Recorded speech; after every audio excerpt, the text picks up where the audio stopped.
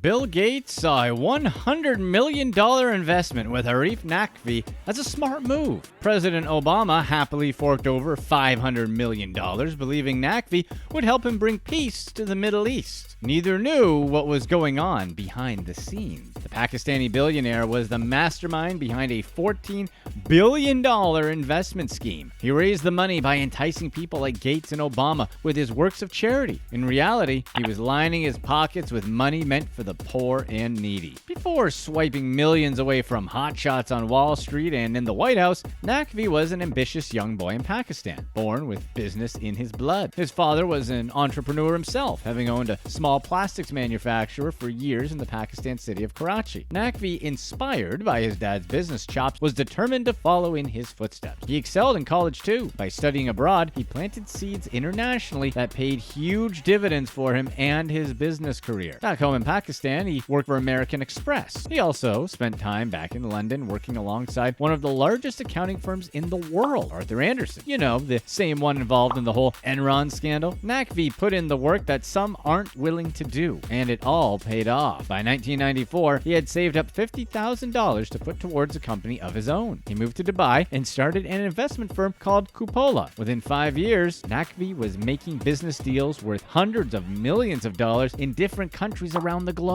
In 1999, he bought an automotive company called Inchcape Middle East for $102 million, then sold off shares of the business and pocketed $173 million for himself. He was shaking hands and rubbing shoulders with the elite, building up his stature in the business world while making meaningful connections with influential figures in business and politics. By 2002, he had garnered enough personal wealth and prestige among his peers to jumpstart his most monumental venture yet. He founded the Abraaj Group, the investment firm that would eventually allow him to do business with the likes of Bill Gates. In its infancy, Naqvi's company had just $3 million in capital to its name. Still, the dynamic Pakistani entrepreneur had already proven his willingness to put forth the time and effort necessary to succeed. He built his empire brick by brick, and within a matter of years, the Abraaj Group was worth $14 billion.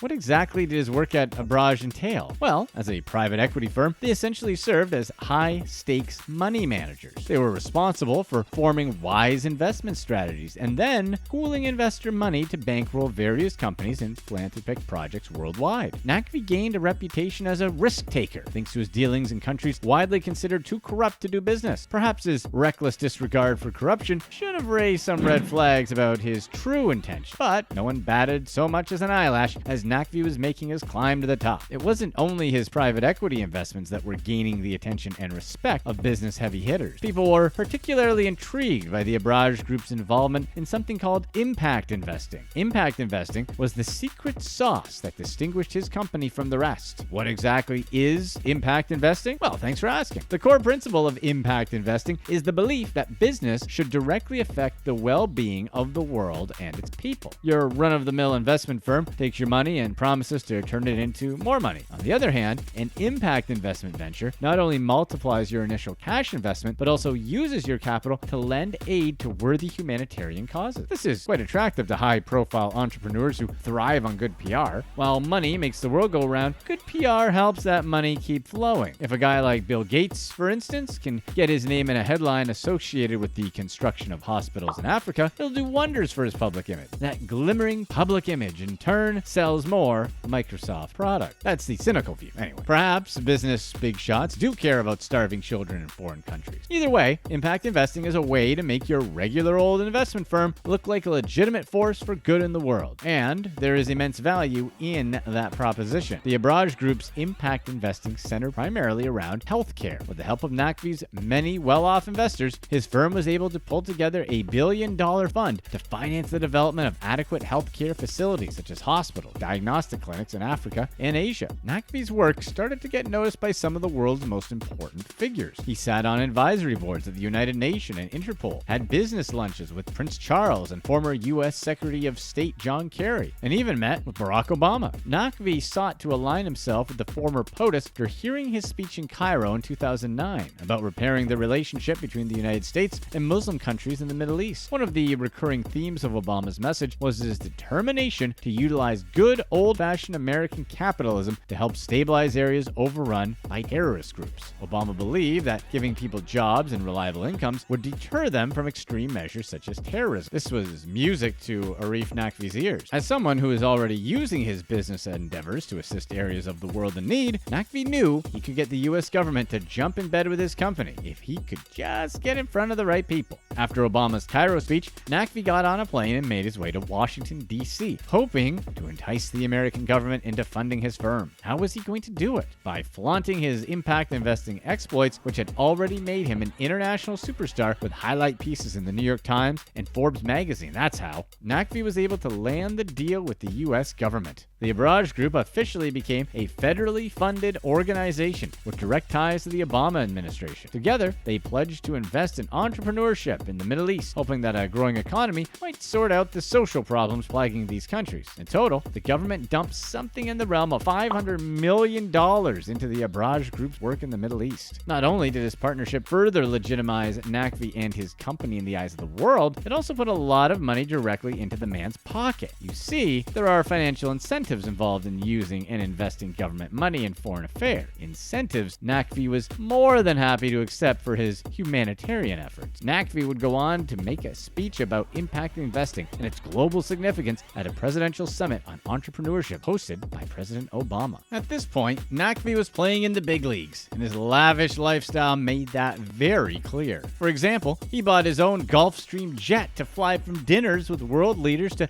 business meetings and back. He even personalized the jet's tail number to ensure everyone knew Naqvi was soaring overhead. He collected multiple yachts. He likened himself to Sinbad, the iconic sailor and hero from Middle Eastern myth. Though his work often brought him around the world, he set up camp in his old university stomping ground, purchasing a luxurious estate in Oxfordshire, England. That wasn't his only multi-million-dollar home, mind. Naqvi also bought an outrageous mansion in the district known as the Beverly Hills of Dubai. This was no longer the humble kid from Pakistan hungry to make a name for himself. He had gorged on everything the world had to offer, and he'd officially achieved the high-class status he dreamed of as a boy. Thanks to his renowned work at the helm of the Abraaj Group, Naqvi became a regular at the World Economic Forum in Davos, Switzerland, an annual meeting of the minds to discuss pressing matters in the wide world of economics. It's essentially a who's who of corporate influencers and political leaders. Naturally, savvy business people use it as an opportunity to network with like-minded individuals who also happen to have gigantic net worths. Here at Davos, Naqvi first connected with the godfather of the modern PC himself, Bill Gates. Two shared several commonalities, most importantly, in the way they sought to use their money and power to affect positive change in the world. They chummed it up at these conferences, with Gates even serving as the guest of honor at a dinner hosted at Naqvi's home. The pair seemed like a match made in heaven, and it wasn't long before their friendship blossomed into a business partnership. Gates' association with Naqvi was a huge boom for the Abraaj Group. The Gates Foundation poured $100 million worth of capital into the Abraaj Group. However, Gates' vouching for Naqvi's company generated $900 million